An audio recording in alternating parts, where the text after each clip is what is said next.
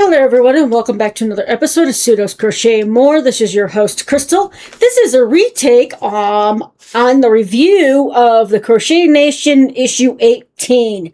Now, I did a lot of time on the first one, so I'm just going to kind of run through what's in this one.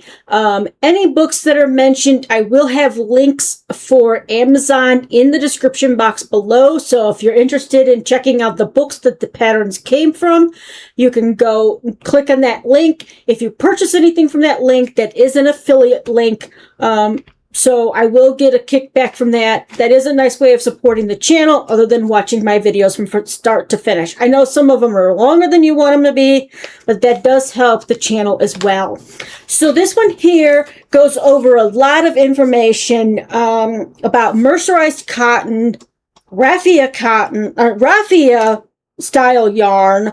I don't even want to call it yarn because to me it's not yarn, but it is in the crafting world.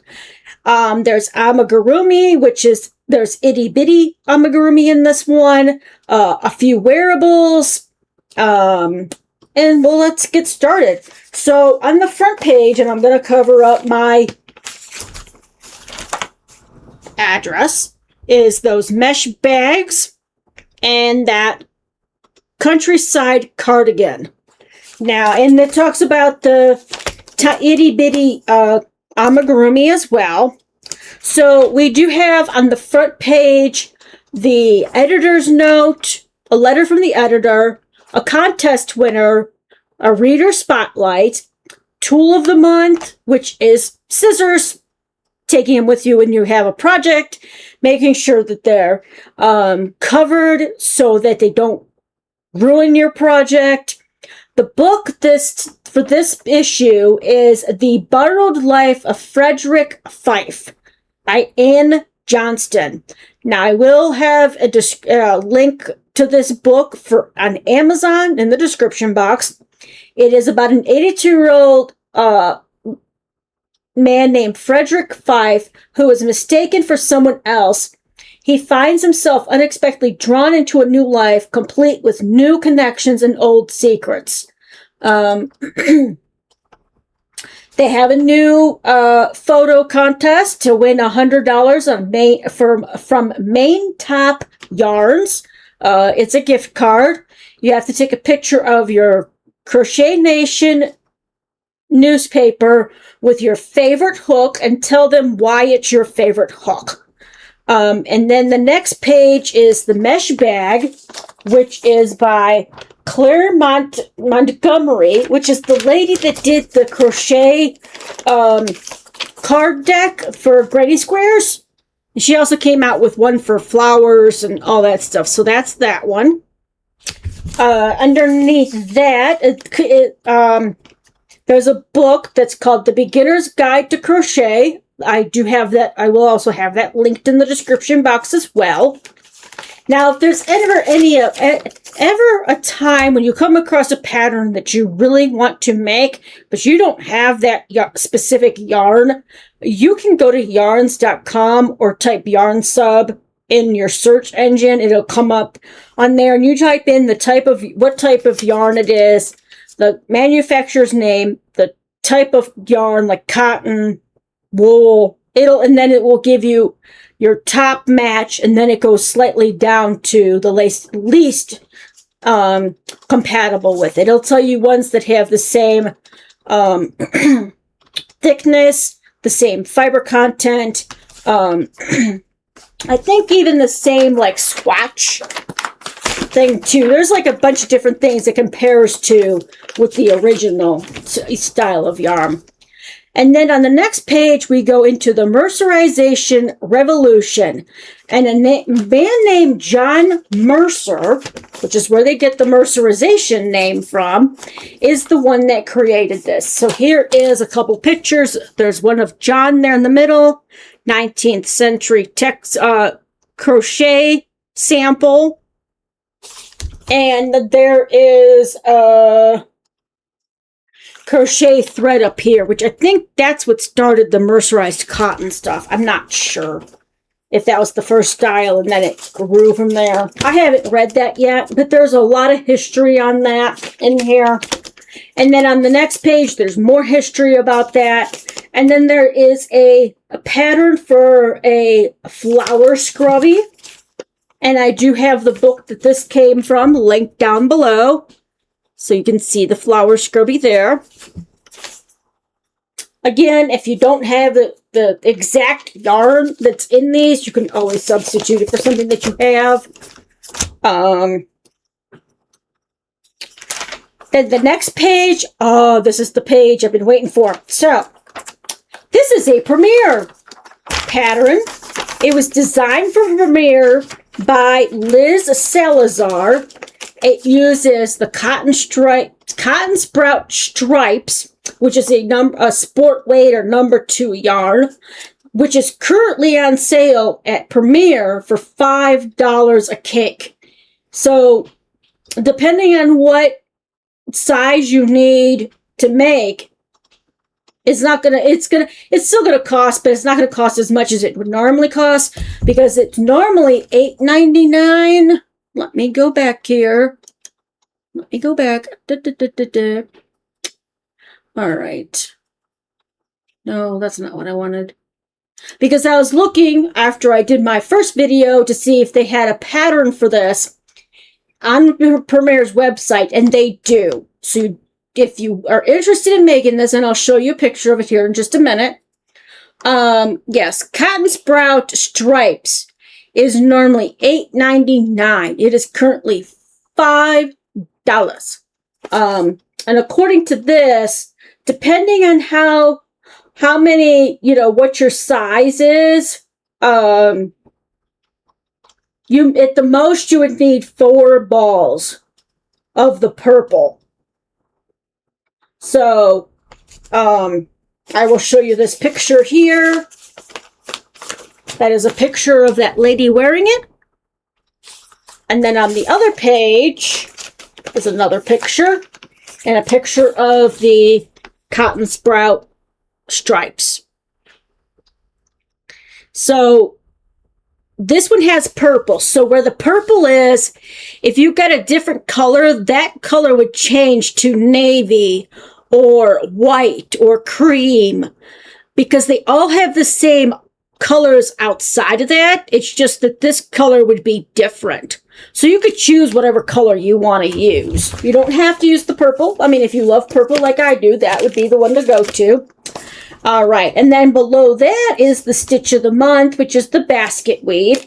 Some months do not, some issues do not have a Stitch of the Month. Some of them, for whatever reason, they just don't have it. And that's okay. It doesn't have to be in every one of them. It gives you the pattern for it.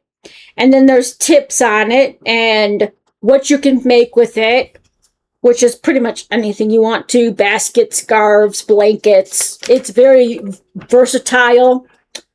And then on the next page is the raffia yarn, which this is a pattern for raffia.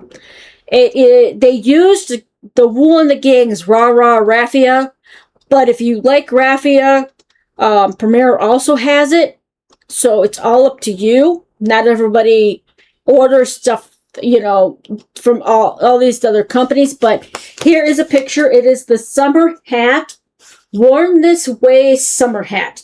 And now this was actually featured in the Crochet Circle Mysteries on page 51, but that's what it looks like worked up.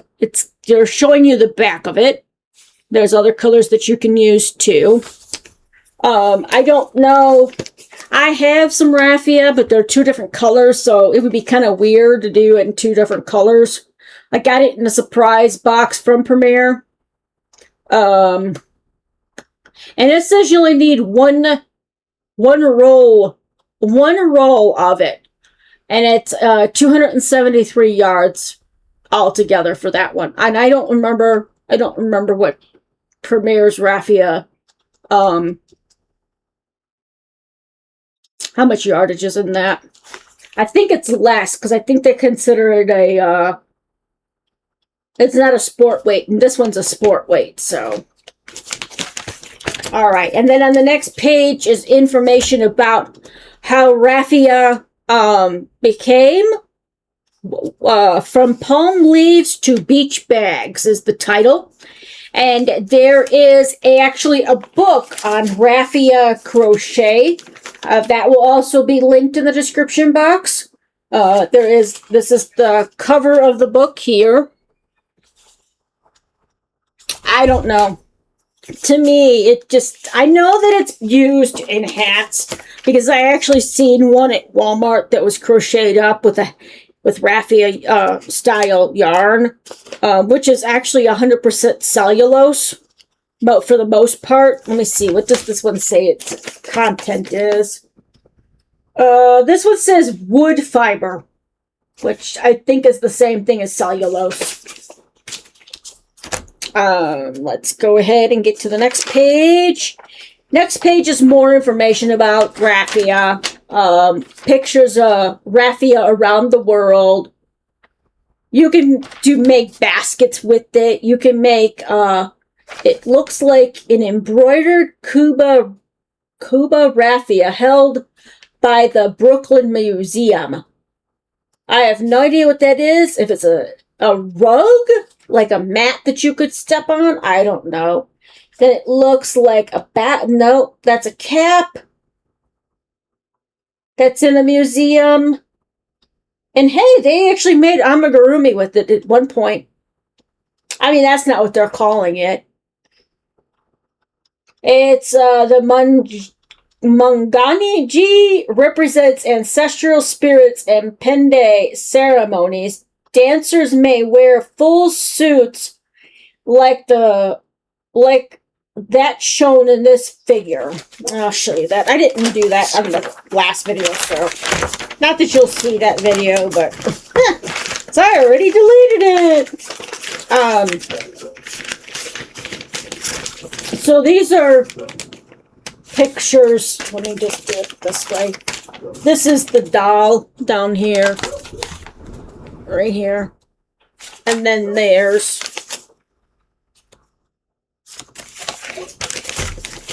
a hat, basically, almost like a Muslim hat, if you want to say, because it's just to cover your scalp. And then the top thing up here around the world. The other thing is the fur stitch, which is something new, because that's not really something that they add if it's not part of a pattern, but then there's the next pattern is one color rib socks, and it has 3 different sizes for small, medium, and large. And I don't know if okay, so I'm glad I saw that. So in the parentheses is the US size for the shoe, and the outside the parentheses is the UK size. So I would be a medium, because I'm a 7 to 8 for my sock. For my shoe. It all depends on the shoe. I'll show you that picture here. And I do have the book linked down in the description box for this. It's called Crochet Socks That Rock. It's on the next page.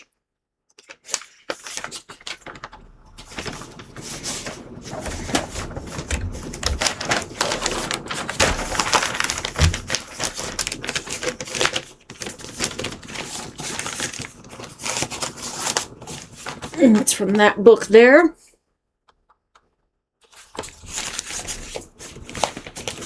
And then on the next page, it's the Countryside Cardigan, which goes from the finished chest circumference is anywhere from 34 inches all the way up to 66 inches. And I think 66 is either a 5X or a 6X. I cannot remember.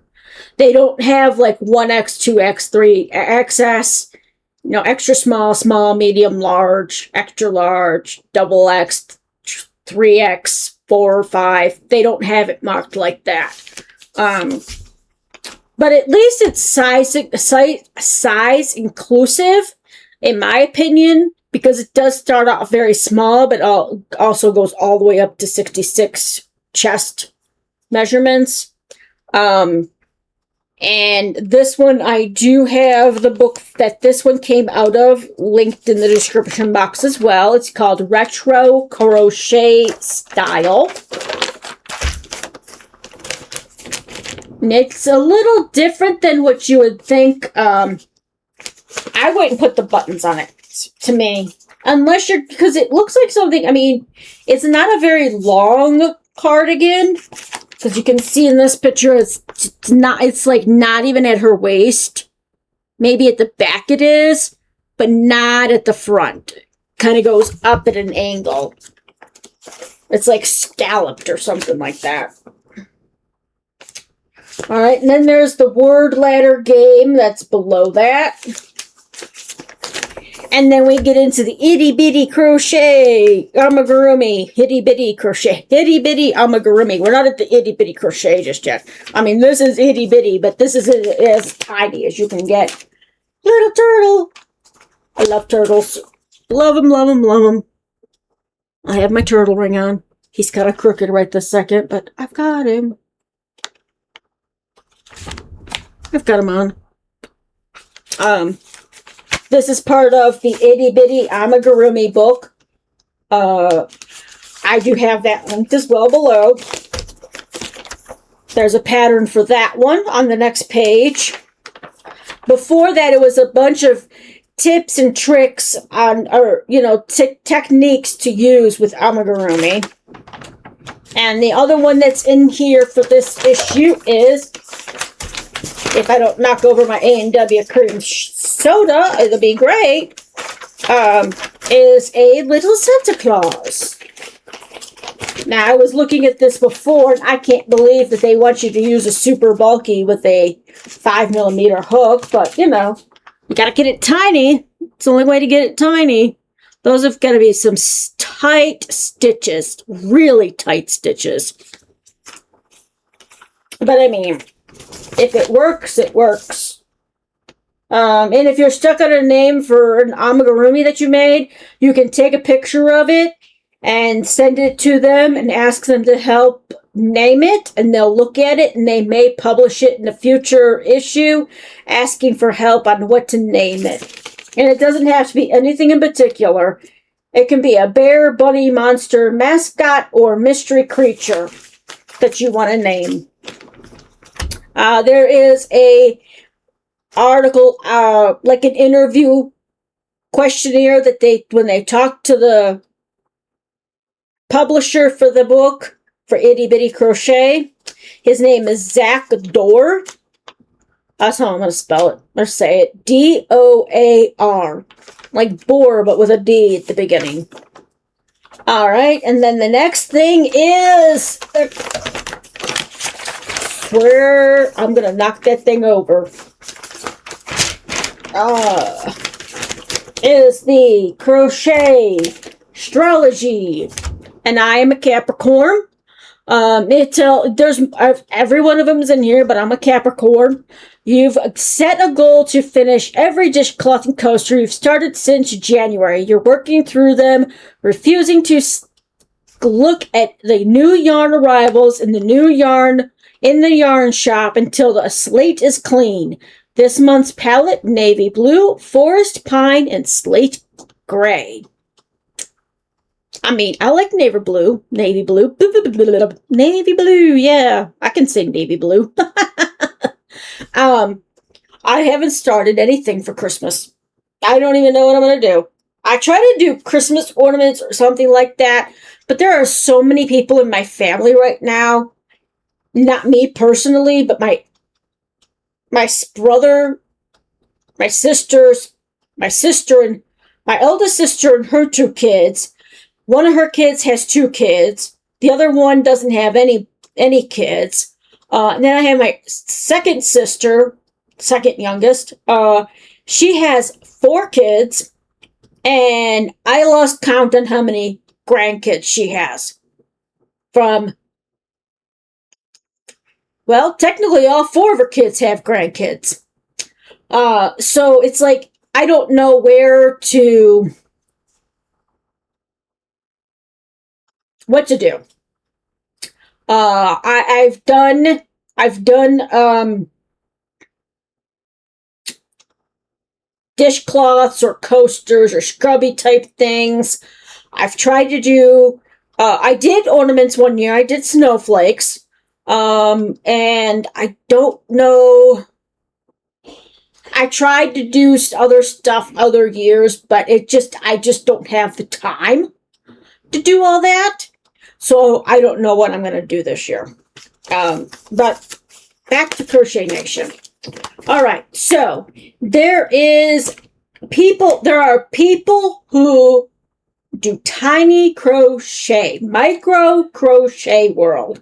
Micro. I mean, where you have to stick it underneath a microscope to, or a magnifying glass, those ones that you look through and look down and they magnify it. That has to be what they do with these.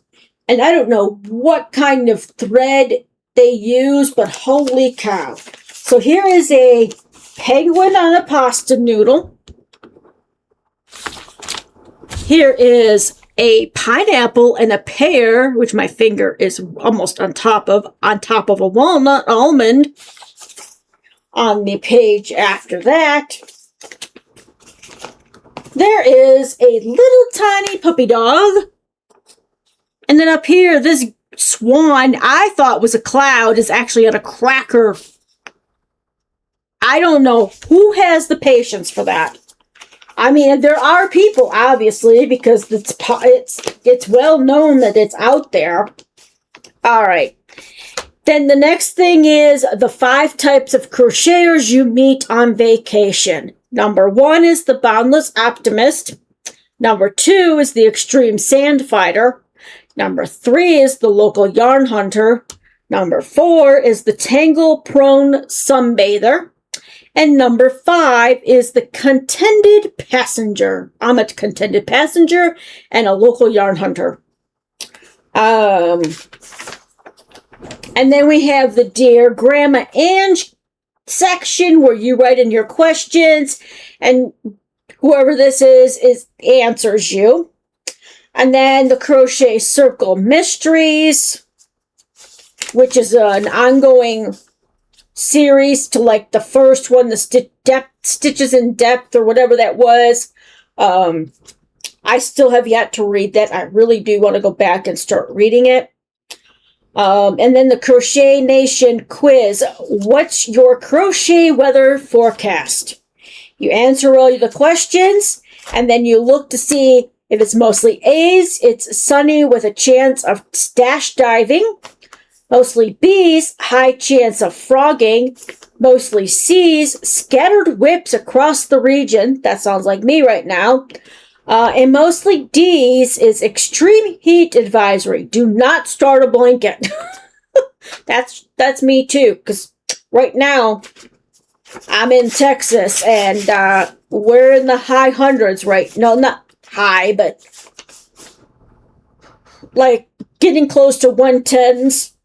And it's not even August yet, so that's never a good thing. All right, now, the last thing on here, there was a question that was asked, who taught you to crochet? So the person answered, and I started talking about, how I got taught crochet. I wish it was my grandmother, but unfortunately it was not. I learned from Bag O' Day, Crystal from Bag O' Day, Jada from Jada and Stitches, Jennifer from Cinnamon Stitches, and TL Yarns, which is, she does mainly Tunisian, because I did learn Tunisian from her. Not all of it, but most. Just the Tunisian simple stitch and the Tunisian knit stitch. There might have been somebody else that I watched too, but I can't remember who. But those were the main channels that I started with. And I also watched Krista from The Secret Yarnery too. I loved watching her unbox her ice yarn orders. She does them still, but it's like not as much anymore. She's been getting yarns from other places that are closer to her. But she is a very big ice yarn purchaser. And sometimes I'll even go back and rewatch ones that I've already watched with her unboxings. But yeah, that's who taught me. if you got this far in the video, hopefully you did, because it's not as long as the first one, leave a comment. Who taught you crochet? Was it a family member? Was it a neighbor? Was it a friend? Was it a channel on YouTube? It'd be interesting to know how you got started. I really started in 2020, kind of late 2020, because I picked up some stuff from Walmart. I'm not going to go into too much of the story again because I did before and I wound up going way over where I wanted to be. So I picked up a couple things from Walmart. One was to teach me how to chain. The other three items were to learn how to crochet actual projects like dishcloth, scarves, things like that. I got stuck on knowing how to find the back and front loop. And you wouldn't think that'd be something somebody would get stuck on, but it can be tricky if you don't know what you're looking at. Because that's why I like to, when I do something that's front or back loop only, I try to show you this is the front loop, this is the back loop. Now there is one stitch, the half double crochet stitch, that has 3 loops. Front, middle, and back.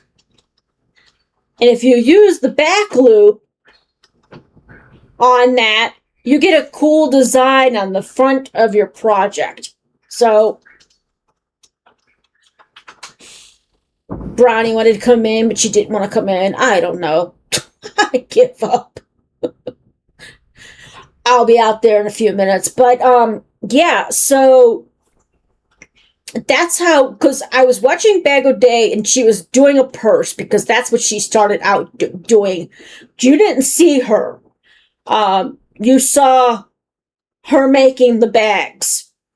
And something with hers and others that I watched, it just finally clicked for me. So I have thanks for those channels. I'm subscribed to all those channels. I have found other channels that I like to watch too.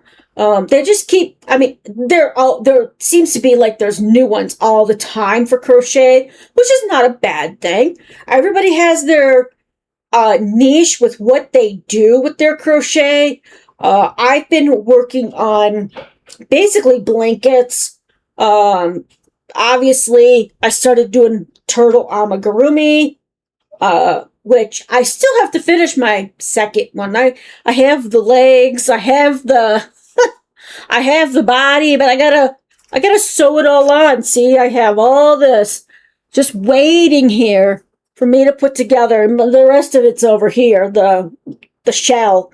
But yeah, and I like making these. I just don't want to do it for something that I'm gonna have to make money.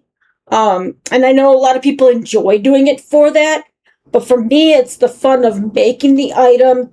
And if somebody in my family wants it, or somebody wants to say, hey, how much is that? Then I'll say, okay, I'll give them how much I would charge them for it if I were to make it for them.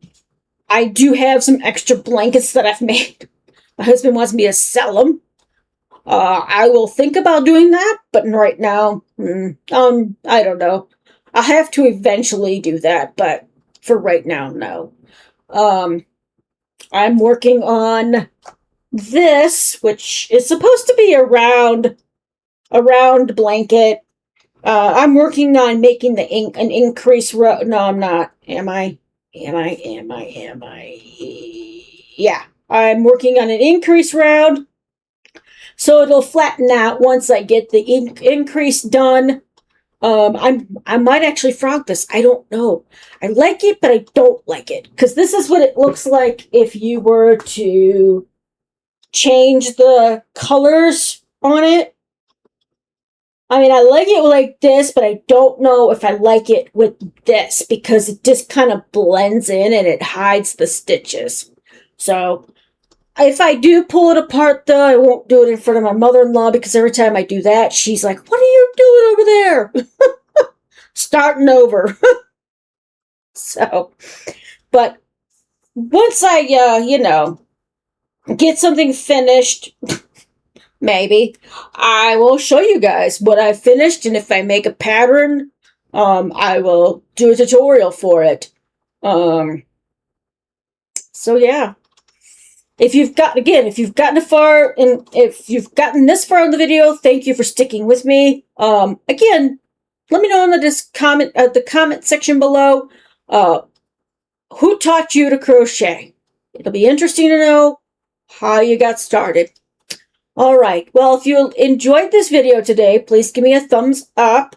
If you enjoy my content and haven't already subscribed, please go and hit that subscribe and then the notification bell so you're always aware of when I put out new content. Until next time, I hope you all stay safe, stay warm or cool, and happy crocheting. Bye-bye.